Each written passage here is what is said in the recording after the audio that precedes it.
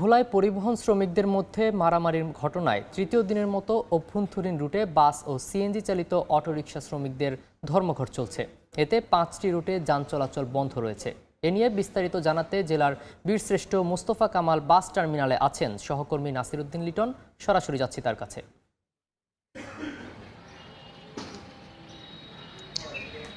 ভোলার বাস শ্রমিকদের ডাকা ধর্মঘট আজকে তৃতীয় দিনের মতো চলছে। গত রোববারে বাস এবং সিএনজি অটোরিকশা চালকদের সাথে যে মারামারি এবং সহিংসতার ঘটনায় ডাকা এই ধর্মঘট বাস শ্রমিকেরা আজকেও অব্যাহত রেখেছেন। আমরা এই মুহূর্তে রয়েছি ভোলা জেলার প্রধান যে বাস টার্মিনাল বীরশ্রেষ্ঠ মোস্তফা কামাল বাস টার্মিনালে। আমরা এখানে এসে দেখেছি যে টার্মিনালের ডিপোর মধ্যে বাস মালিক সমিতির সকল বাস এখানে জড়ো করে রাখা হয়েছে। কিছু অটো রিক্সা ইজি বাইক রাস্তায় চলাচল করলেও দূরপাল্লার কোনো যানবাহন আজকে সকাল থেকে এখন পর্যন্ত যাচ্ছে না। আমরা যাত্রীদের সাথে কথা বলে যেটা জানতে পেরেছি, আসলে তারা বিকল্প উপায়ে মাইক্রো অথবা মোটর সাইকেলে কিছু এলাকায় যাতায়াত করছে, যারা অনেকটা বাধ্য হয়ে যাতায়াত করতে হচ্ছে। তাদের দাবি হচ্ছে যে এই ধর্মঘটের কারণে তারা যেমন ভোগান্তিতে পড়েছে তেমনি তারা নির্ধারিত ভাড়ার চেয়ে স্বাভাবিক সময়ের ভাড়ার চেয়ে 2 থেকে 3 গুণ ভাড়া বেশি দিয়ে গন্তব্যে পৌঁছাতে হচ্ছে।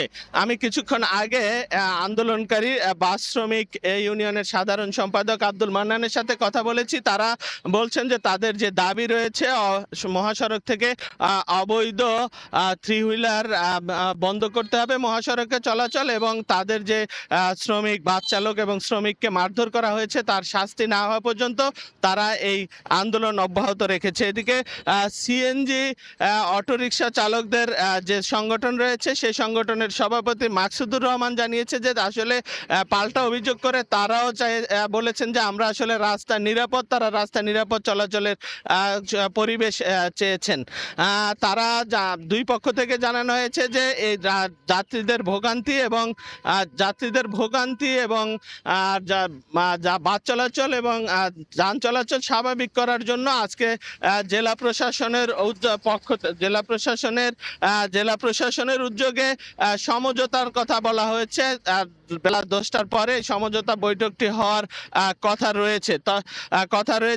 এর আগে 8 দিন আগে গত 27 এপ্রিল এই বাস মালিক এবং সিএনজি শ্রমিকদের সাথে প্রথম দফায় সহিংসতার ঘটনা ঘটে এবং সেই সময় আন্দোলনের ডাক দিয়ে বাস শ্রমিকেরা 24 ঘন্টা ধর্মঘট পালন করে। পরবর্তীতে জেলা ও পুলিশ প্রশাসনের মধ্যস্থতায় তারা সেই আন্দোলন প্রত্যাহার করে নেয় যাত্রীদের স্বার্থে।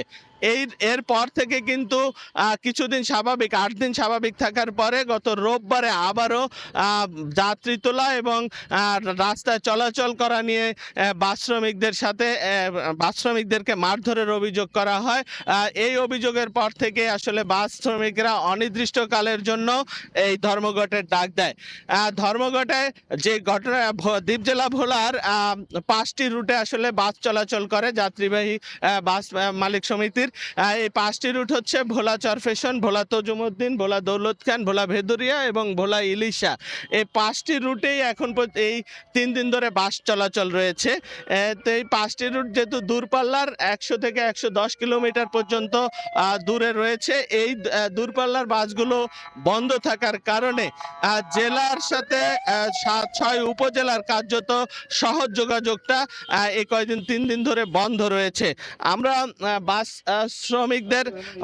শ্রমিকদের তথ্য অনুযায়ী আন্দোলনকারী বাস শ্রমিকদের তথ্য অনুযায়ী যে তারা আসলে তাদের দাবির আদায় না হওয়া পর্যন্ত এই ধর্মঘট অব্যাহত রাখবে। আর সাধারণ যাত্রীদের দাবি হচ্ছে যে দুই পক্ষের এই সহিংসতা বন্ধ করে যাত্রীরা যেন ভোগান্তি কমে আসে সেই ব্যবস্থা নেওয়ার দাবি জানিয়েছেন যাত্রীরা। তো এই ছিল ভোলার বীরশ্রেষ্ঠ মোস্তফা কামাল বাস টার্মিনাল থেকে আমার কাছে সর্বশেষ তথ্য। সরাসরি যুক্ত ছিলাম ভোলা থেকে।